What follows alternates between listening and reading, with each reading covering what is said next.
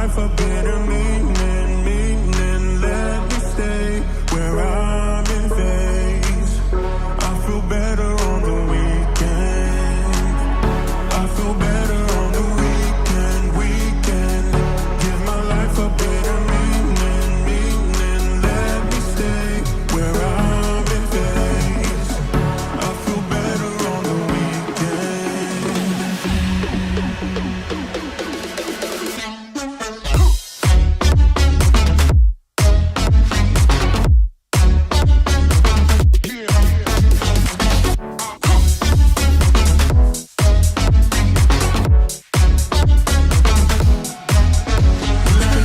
Lose control, get away. Lose control, someone ever made. Lose control, get away. I feel better on the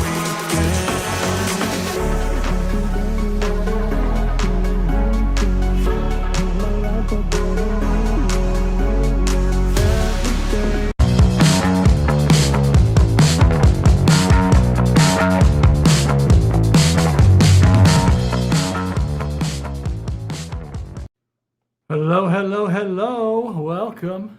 My name is John Good. This is Cyber Hour. Excuse me.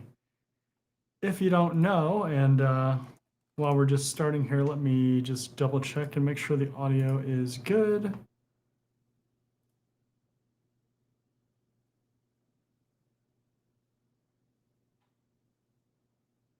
Okay, audio is good. Perfect. Always the worst if you start a stream and or even just a recording and your audio doesn't work, right? Literally the worst thing that could probably happen, because then you just start talking and nobody can hear it. But either way, if you don't know, this is Cyber Hour. My name is John Good.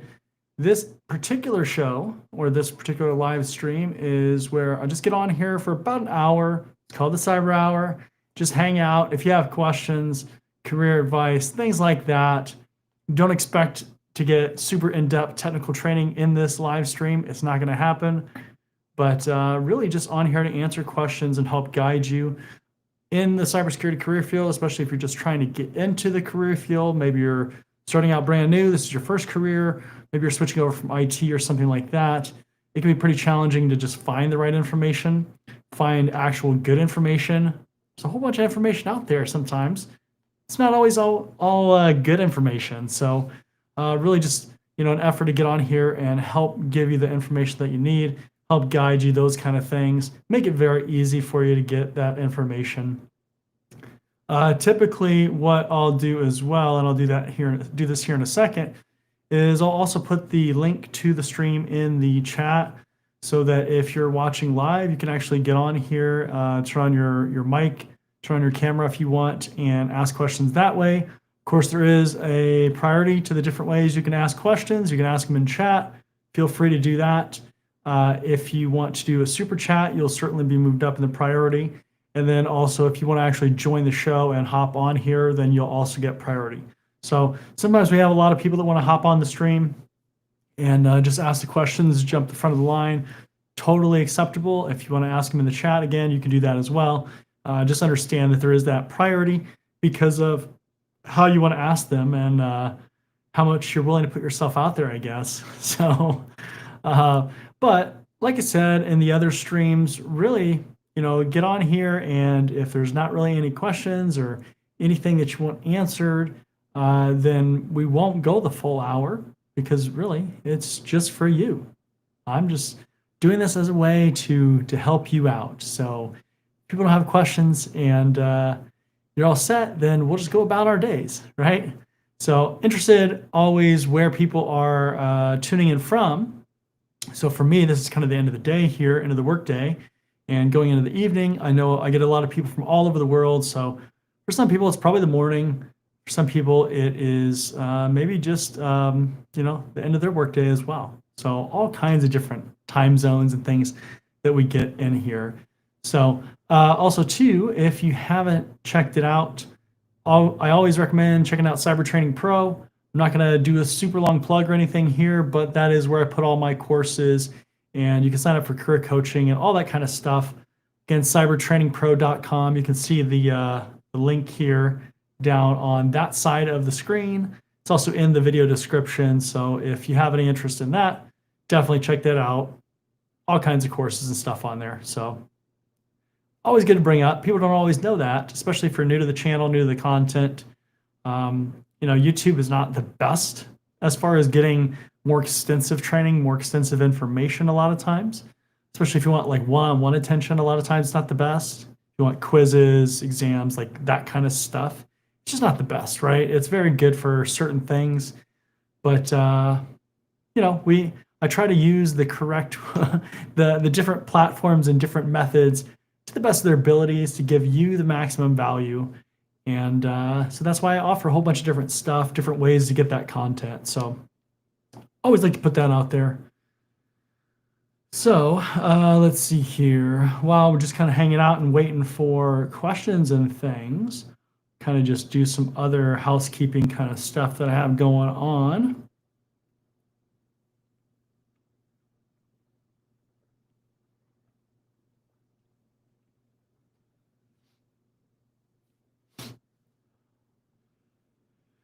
Yeah, let's see here. Never played around with the music and stuff on here too. Let me try this. Hopefully this doesn't get like a copyright violation or something weird like that.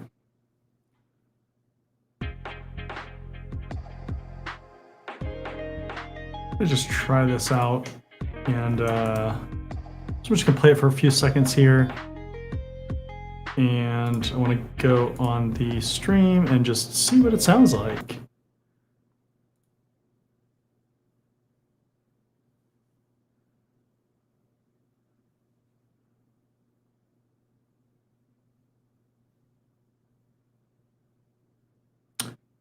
It's pretty cool. It's pretty cool. Bunch of different music and stuff in here. I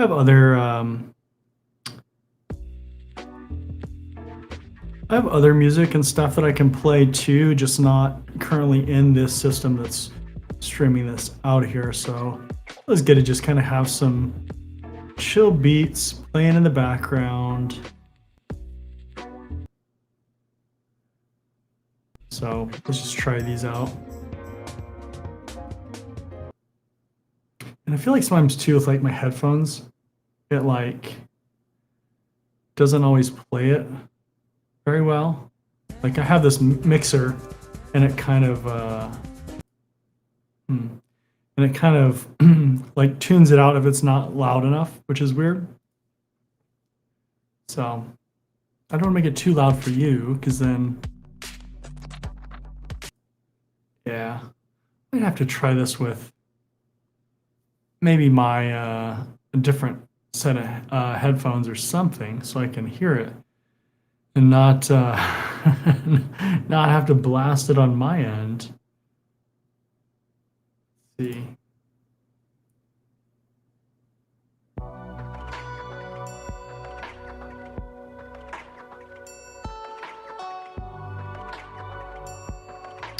That's weird. Like, so for me, instead of like being a consistent tone, it'll like it'll play like really high inflections. It does it for all audio, so like YouTube videos and stuff like that too. So it's like because you probably hear just a consistent audio volume. For me, it's like peaks and off, right? So maybe that'll be good though.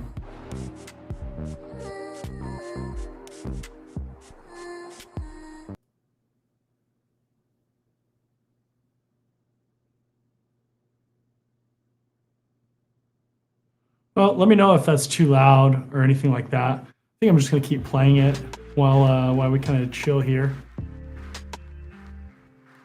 And I can always figure it out on the other side. What I may start doing too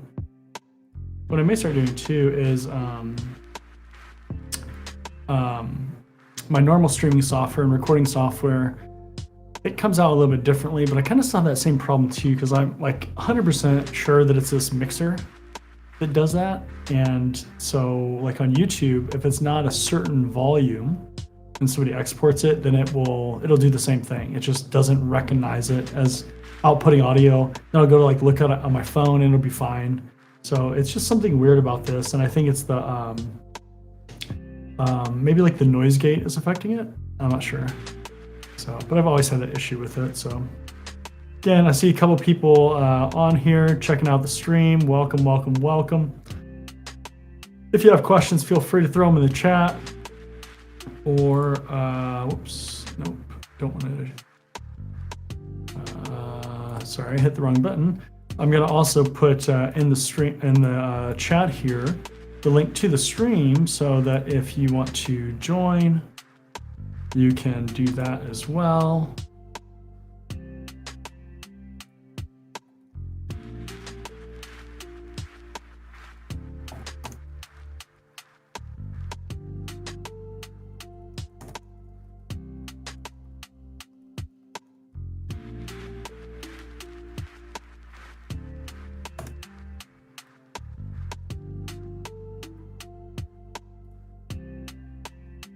Okay, so in the chat, I put the link to the stream. If you want to hop on there, feel free to do it. You don't have to, of course. You can always put your questions in the chat and I'll answer them that way. You can also hang out. We don't even have to talk about really cybersecurity if you don't want to, right? Obviously, that's what a lot of my content is about. So, you know, it's probably more realistic that it would be cybersecurity and IT, career advice, that kind of stuff. But feel free. Keep it professional though. Keep it professional. Don't get any ideas. So there is a timeout and a ban option if anybody gets too crazy. So.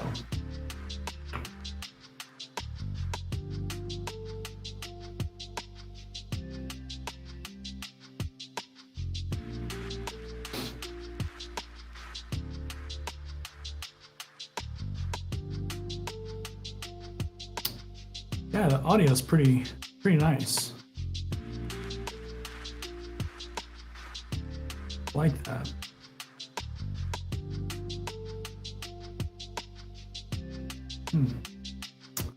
It's interesting. There we go.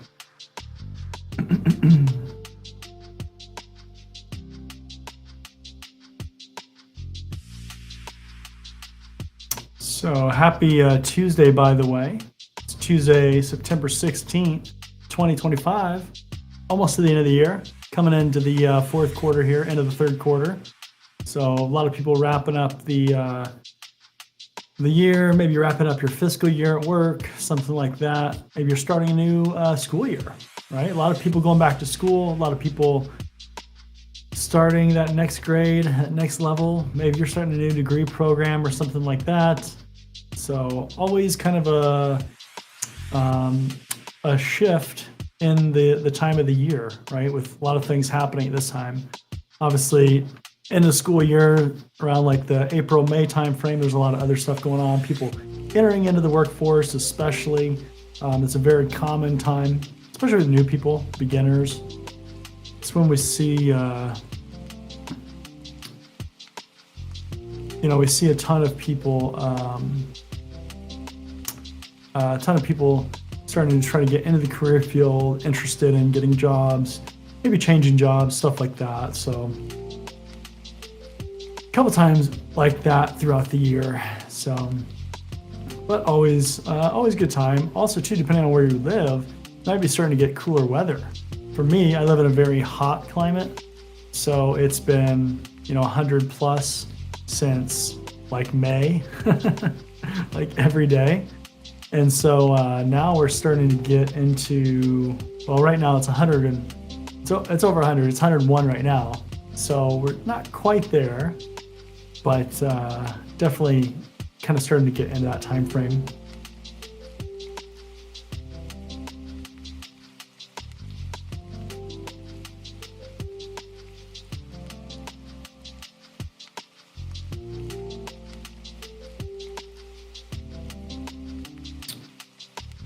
Also too, while we're kind of just hanging out, one of the things that that I'm kind of curious about and interested in is if anybody has any ideas as far as like different like aesthetics or like kind of things to put up in like a set. So like in my studio here, like different kind of backdrops or things like that that I could maybe use or get inspiration from. I'm just always thinking about different ways where maybe I could change the set, or would it look better to do this or whatever. So kind of ideas that you guys have, feel free to put a picture like on Twitter, because I don't think you can't do it on Instagram really, I guess, unless you tag me or something. But I'm not gonna like look at your random links. So put a picture like on Twitter and tag me, John Good Cyber. So at sign John Good Cyber. I think if you on the mobile app for YouTube, if you go to the channel page, John Good Cyber, I think you can also create posts. I'm not sure if you can put pictures in there. You might be able to, I think. So you might be able to just put a picture directly in there, and then I can see that as well. So any kind of inspiration, always appreciated. Same with content. If you ever have any requests for content types, stuff like that, definitely always let me know. Always looking for things to put on the list. I have a whole bunch of different ideas of stuff to make, courses, all kinds of stuff. But if there's specific stuff that you want to see, then let me know, right? Like I make the content that you want to see, assuming that it's legal and that it fits the channel's theme and everything like that. But anytime anybody has an idea, I take those seriously, and if it has enough traction too, it's popular enough, then it always makes for a good idea. So always welcome those ideas.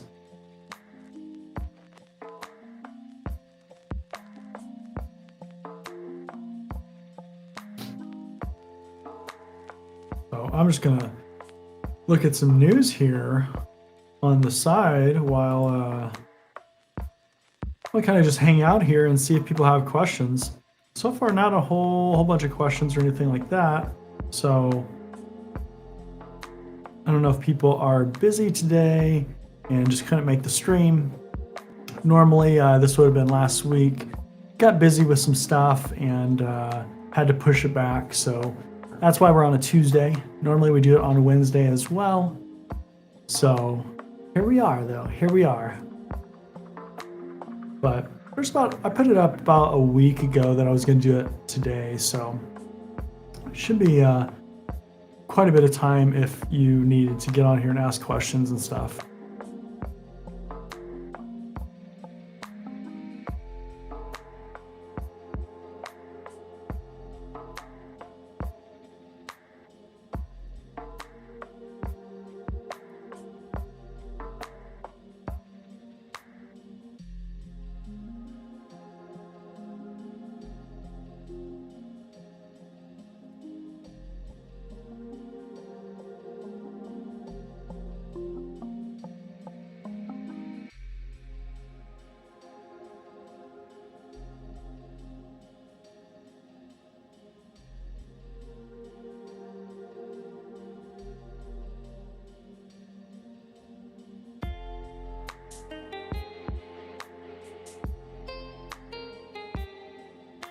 Good lo-fi beats just playing here. I'm curious if anybody's studying while you're watching this.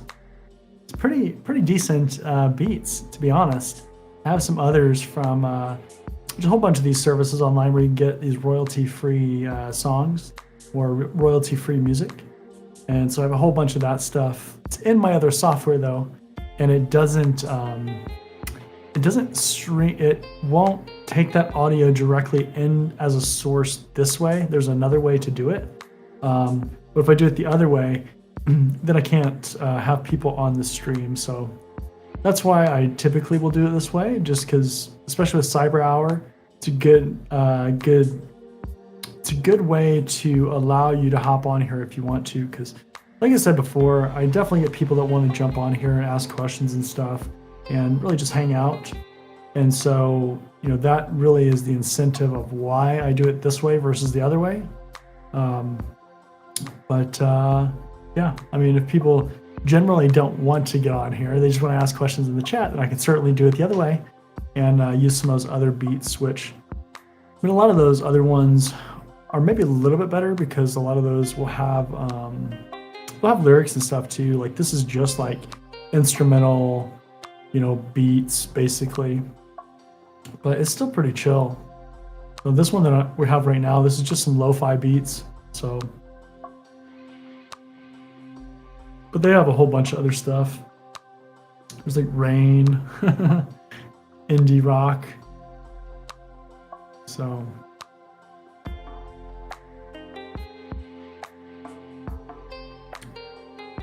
This is always good, especially like for like studying and stuff. Yeah, this would actually be really good to just have on in the background and just be chilling too while studying. So.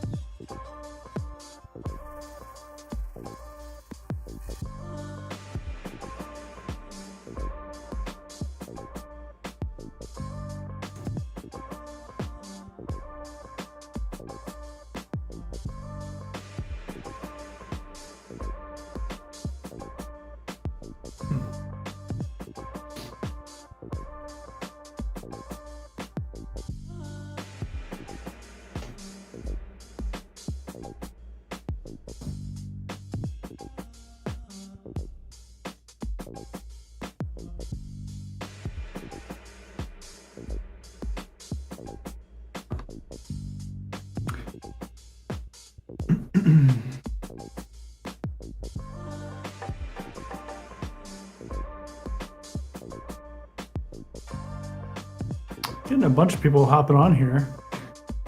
Curious where you guys are tuning in from, what you're up to. You studying? Are you enjoying these lo-fi beats? It's always good to see people hopping on here, enjoying the stream. Feel free to ask any questions that you have, career questions, things like that. Again, like I always say, this is not, this live stream is not meant for like technical training, but certainly guidance, mentorship, those kind of things. If you want to hop on the stream, you can also check out the chat, put the link to the stream in there so you can join if you want to ask via audio. or turn on your video even, just hang out that way. But right now, just kind of chilling, and I'm catching up on some news and stuff. And yeah, if we don't get many questions or things going on, we won't go the full hour. But certainly trying to give you an opportunity to ask us questions and really, get answers to things that might be bugging you or you've been curious about or whatever. So just kind of hanging out though.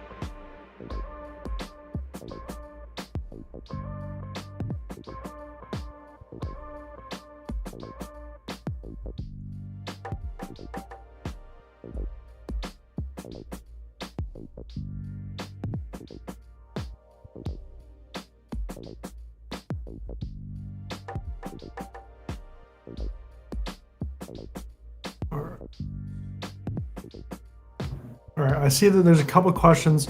Give me 2 seconds. I just got to get more water. I'll be right back, and then I'll answer the questions here. Give me 2 seconds.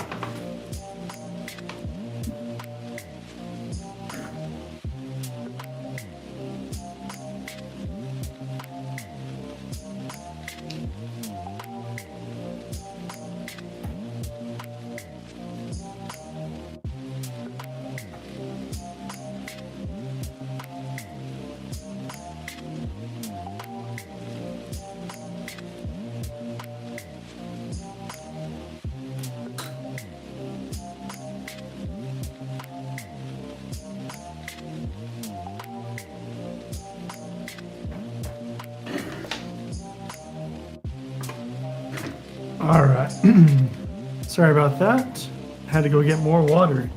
Let's see here. Let me adjust my screen here. We can look at these questions here. All right. So, quick advice: I've obtained an associate's degree in information technology. Completed Google's cybersecurity certificate on Coursera. What would be the best resume highlight for me? So do you mean best resume highlight between those two? You know, education is really just the start. If you haven't ever seen my video that I did on becoming an S-tier candidate, first of all, I highly recommend going to check that video out. So make sure my speakers are off.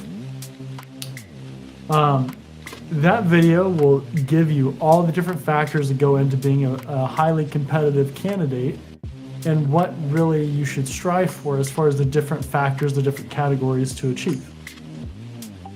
If you go watch that video, you're going to see that education is really just kind of the bare minimum thing, right? That is the thing that everybody kind of defaults to, and it is really kind of the expectation that you're going to have some kind of education, something to do in there.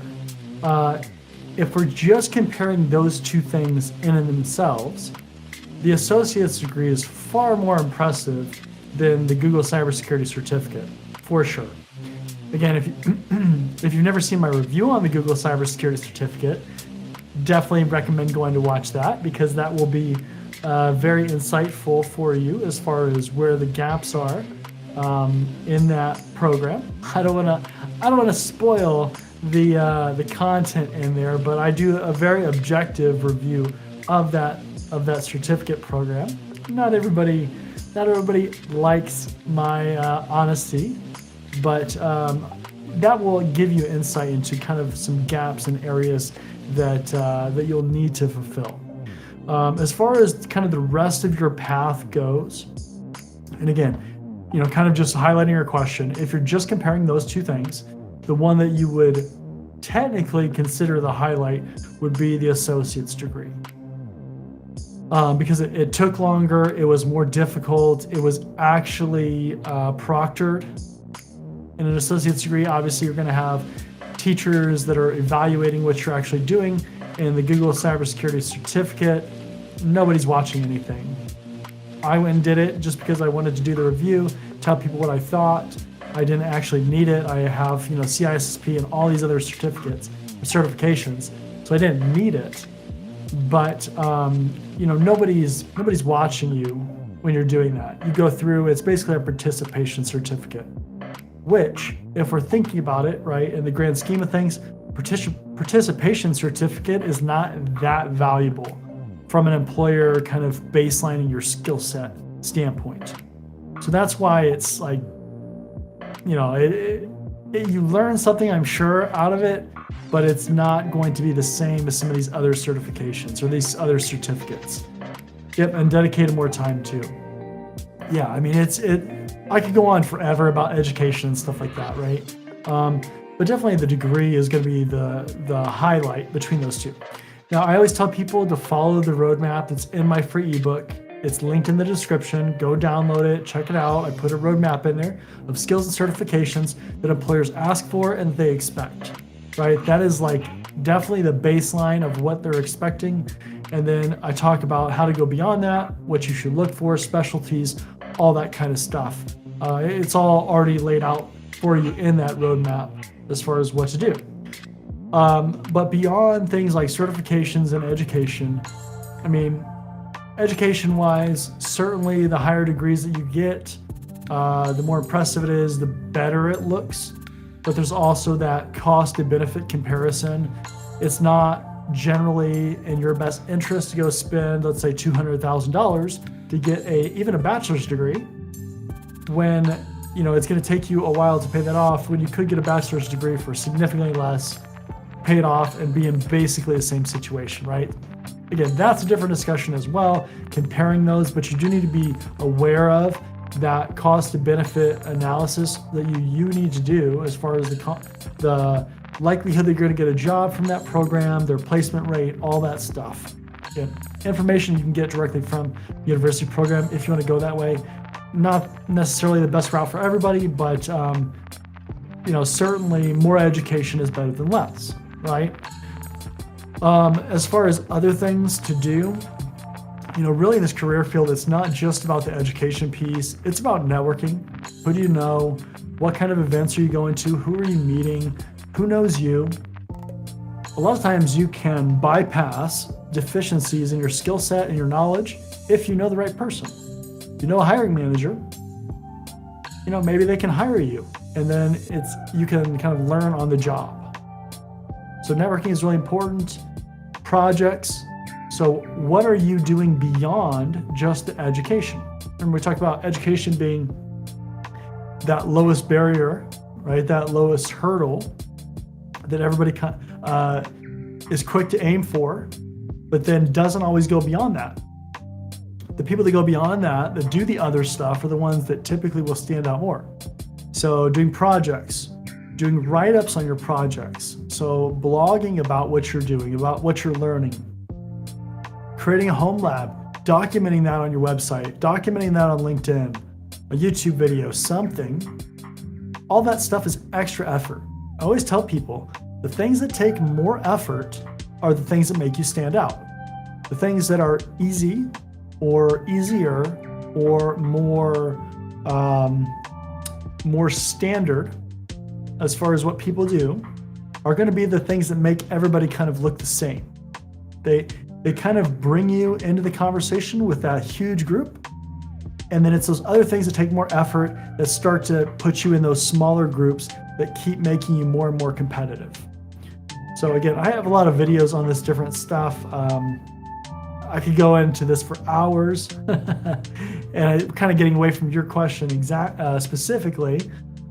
But check out the roadmap that I have in my free ebook, and then check out the video on how to become an S-tier candidate on my YouTube channel. Those are the two things that I would definitely check out and kind of go from there.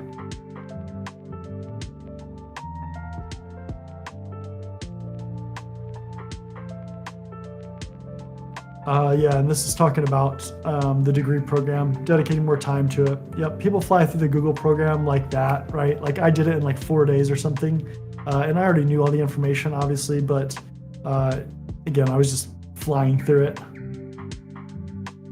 And then, time and commitment when going to school, because you can't really expedite a whole degree program. You can make it go faster. Like, for instance, people go to WGU and they just like wipe out prerequisites and classes a lot of times, having certifications or taking other classes and stuff. But you can't just do a whole bunch of stuff and then be like, okay, now I have this degree and I didn't take any time at all. It took 4 days and now I have this degree, right? That doesn't happen like it might with certificate.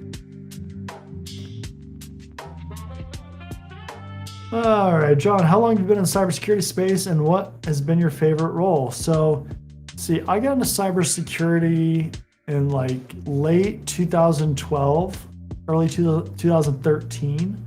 So let's see, what is that? 10, 11, 12, 13 years? 13, 14, 15, 16, 17, 18, 19, 20, 21, 22, 23, 24, 25. Yeah, like 13 years, almost 14 years. So I've been in the space for quite a while. Favorite role? I'd say that all the different roles that I've had, and I've had almost every single kind of role that you could imagine. I always tell people this, I've been an analyst, I've been an engineer, I've been an architect, I've been a consultant, I've been a manager. I haven't been a director, I haven't been a CISO at this point. Those are on the bucket list. But each of them have their pros and cons. So a lot of it comes down to the actual environment that you're in.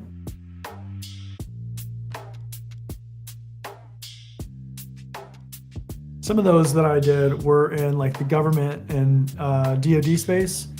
That's a whole different world. Some of them have been in kind of startup-y and tech worlds. It just kind of depends what you're looking for. I really enjoy being a leader. So looking at things from a very strategic and high level, and kind of almost playing like chess and trying to figure out what to do, how to improve things at that greater scale, right? How can you make things that have more substantial impact across the board? When you're, for instance, a first line employee, let's say a tier 1 analyst, right? When you're at that level, you're very focused on your specific job, because that's how it is, right? As you climb the ladder, your scale and your scope, your perspective starts to broaden, and you start to be responsible for more things, and just wider overall scope. So you have to think more strategically at scale, those kind of things. So again, for me, I like looking at those higher levels. That's why that's kind of my trajectory is high level leadership. But some people don't like that. Some people like kind of being in their role, being very focused on that specific thing, that specific set of tasks, that specific technology stack, and just getting really good at that. And that's okay. Some people like being just a GRC analyst and really focusing in on specific standards. Maybe you just want to be a PCI specialist. That's okay. People do that. People make really great careers out of those kinds of things. And you can be a specialized subject matter expert, specialized consultant, something like that, and just do that. Obviously, you have to be cautious with what you pick. For example, like today, if you were looking at like areas in IT to go into, I wouldn't tell you to go into network engineering, because that's kind of a dying field. I don't care what people say. The writing's on the wall. It's been that way for a long time. Everybody that's in the career field sees that and knows that, understands it. People that are just trying to get into the career field think, well, I'm going to get my CCNA and I'm going to keep doing network engineering for 30 years. Well, that's not going to happen. So, but that's why you have to be cautious with what you pick. You try to pick those things that are going to be around for a while. So like cloud, if you pick cloud and you're a cloud specialist, you're going to be in high demand for a long, long time. AI, you're going to be in demand for a long, long time. So there are definitely benefits of being strategic in every aspect of your career and the area that you pick, right? And how you go about that.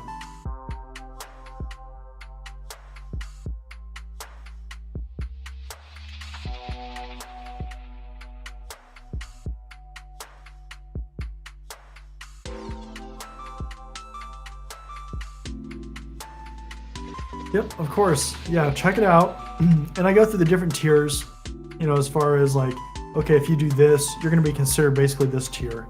But the goal is to get all those tiers, to do all those factors, because if you do all those things, and they stack on each other, right? You can't just do the S tier factor and expect to be an S tier candidate, because it's really an accumulation or a compilation of all of those things. But that is, adding all that stuff up, it takes work, but it will set you apart so much, because people in so many cases, they don't want to put in the extra work. They want to do that low barrier, that low factor, the easy thing, and they just want to reap all the benefits. But it doesn't work like that, especially if it's very competitive. You've got to do the extra things. You have to. That's how you stand out. It may, it's going to take extra work for sure. Take extra energy, extra time, and it might be painful, right? Like it may not be that fun to do some of that stuff. Totally get it. But that's what's going to give you the most opportunity and the best opportunities. 100%.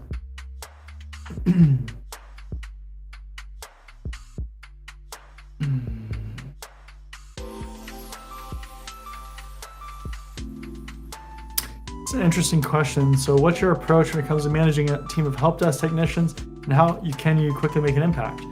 Well, so I'm not a manager of help desk. I've never worked in help desk, fun fact. I even have a video, and I've talked about this before, because I don't teach people to aim for help desk, right? Like if you're trying to get in the career field, I teach people the things that are going to help accelerate you and help you get those higher level jobs, so that you don't have to go to the help desk if you don't want to, or maybe that's like your last resort, right? So, fun fact there. But really, when you're talking about making quick impacts, just in general, your strategy should always be to initially come in and understand the environment, understand your team, understand the people, what they're doing, do essentially a gap analysis. It's just like being a consultant. You're coming in, you need to understand the lay of the land. You don't go into a place and start making changes on day one. That's about the worst thing that you could do, unless something is like so catastrophically bad that like you just have to do something. Very uncommon, unlikely. Right? So don't make changes, understand the lay of the land, gap analysis, gap assessment, figure out where areas of improvement can happen, all those things. Then it's just like anything else. You're starting to build out your goals. You're starting to build out your objectives that support your higher level. So what does your manager want?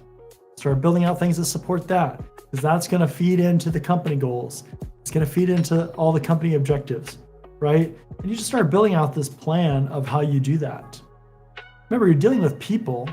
So if you're a manager, you've been a first line employee, you understand hopefully what a bad manager is, what a good manager is. You're going to learn things along the way, absolutely. But, coming through my career, I've had plenty of bad managers. I've learned a lot. Learned a lot from the good managers and the bad managers. You just have to take that information and kind of put it into play and understand the demands that you put on your team, right?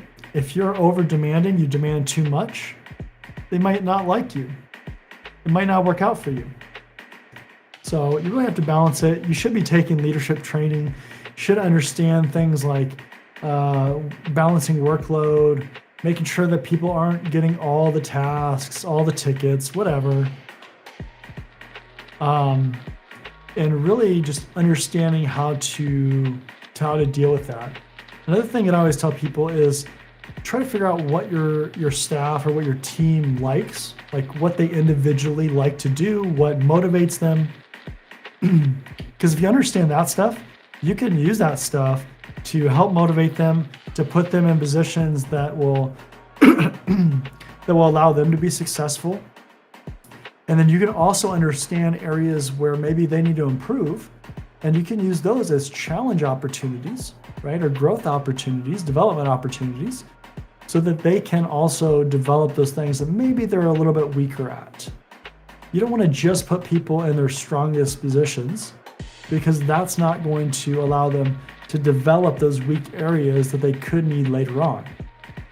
So team leadership and management and everything like that is certainly a very extensive topic and something that you need to have training on it, but you also need to learn through experience. You will learn the things that work, the things that don't work.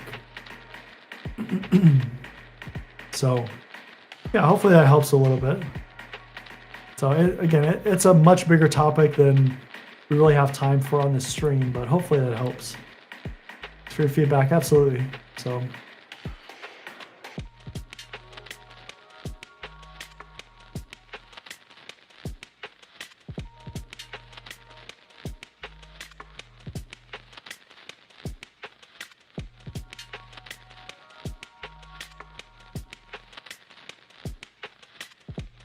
Why do people go into help desk before cybersecurity? Well, many reasons. Excuse me. So when we look at the grand scheme of things and jobs and careers, help desk is the most entry level area that you can go into. Sometimes you'll have like technician jobs or like a wiring technician or something like that, right? Where it is an even more entry level position, but typically help desk is the most entry level spot. The barrier to entry is typically the lowest.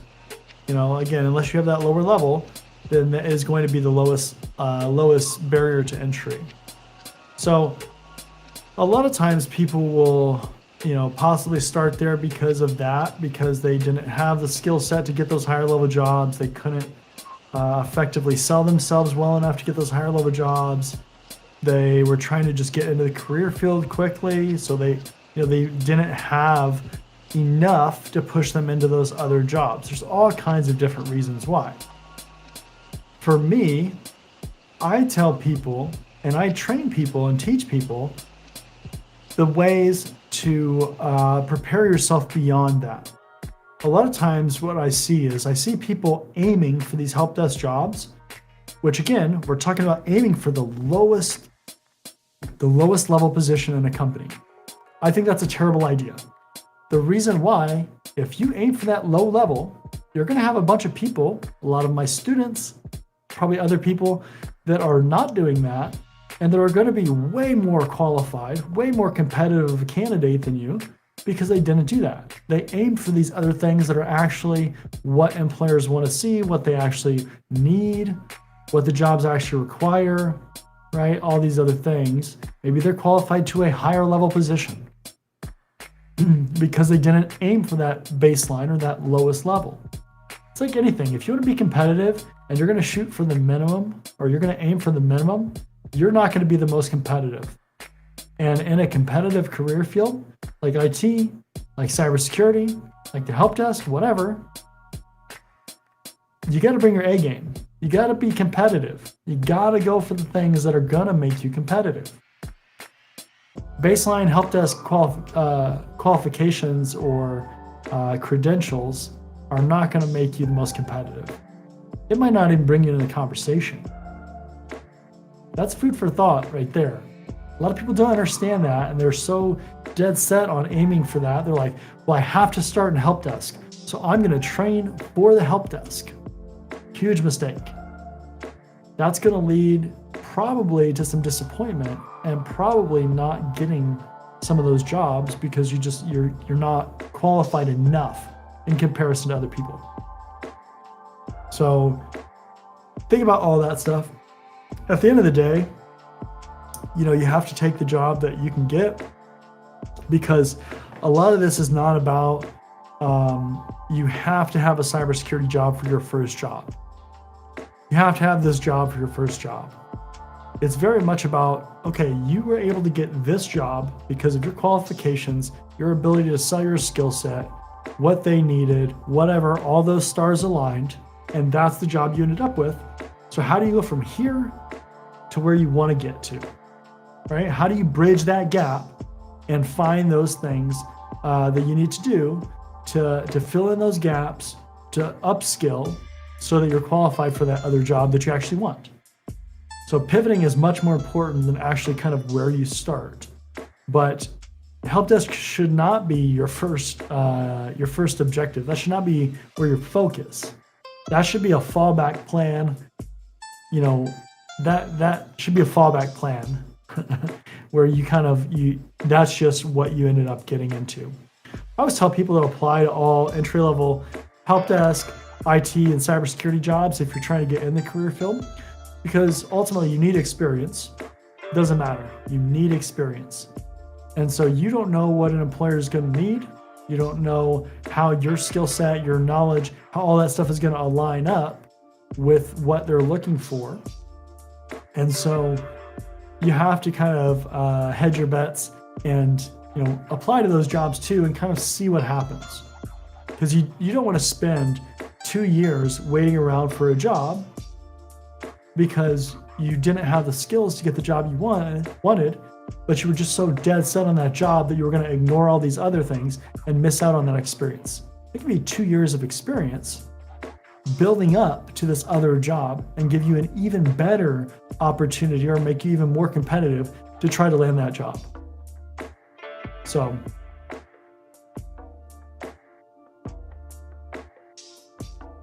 all right.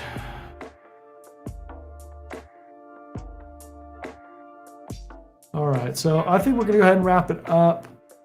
It's been about an hour. There's one more thing in here that I wanna touch on real quick.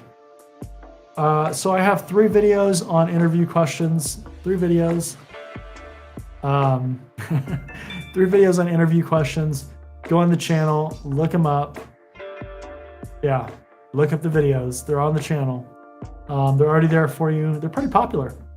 So, and you need to understand though also, it's not always about how the answer to the question. It's about your thought process, how you got to the answer, the things that you know to tie those things together.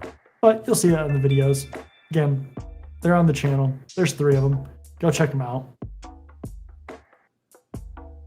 All right, with that being said though, we've been on here for just over an hour, so we're gonna go ahead and wrap it up for today. Again, this is Cyber Hour. I'm John Good. This is Tuesday, September 16th, 2025. Hope you enjoyed this. I always do this every month, so we'll be back again next month. Make sure to check out the description for all the links and resources that I provided. Make sure to check out cybertrainingpro.com as well. So cybertrainingpro.com, again, it's right here, down here in this corner.